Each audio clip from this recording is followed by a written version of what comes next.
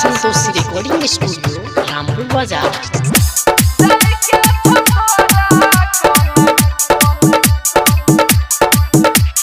DJ ओम शंकर परसा हरभिंडा।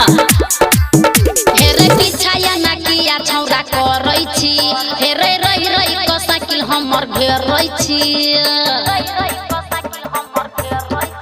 हेरे पिछाया ना किया छौरा करै छी, हेरे रही रही को साइकिल हमर घेरै छी। धक्का से धक्का धक्का करे करे जा मार लेन हमर बा। हे गे तने बोल रे बोल रे हे गे तने बोल जाई के छोरा कोन गाम गे जान। हे गे तने बोल जाई के छोरा कोन गाम गे जान।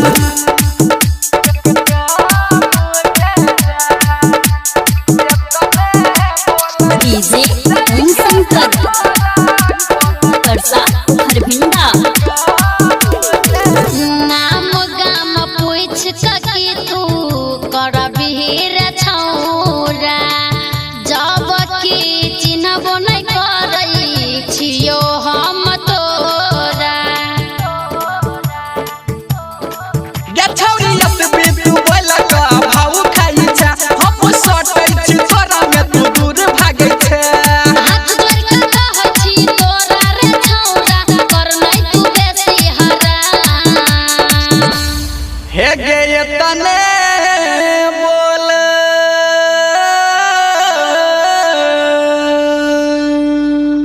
हे गे तने बोल जाई के छोरा कोन गाम गे जान।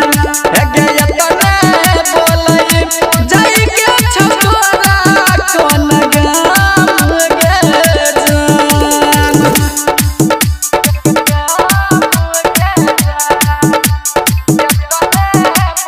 डीजे ओम शंकर परसा हरभिंडा।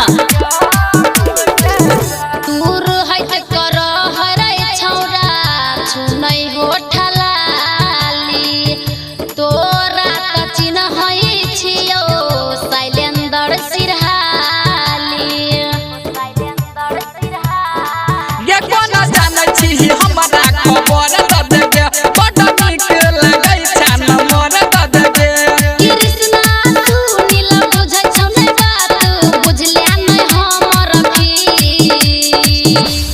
हे गे तने बोल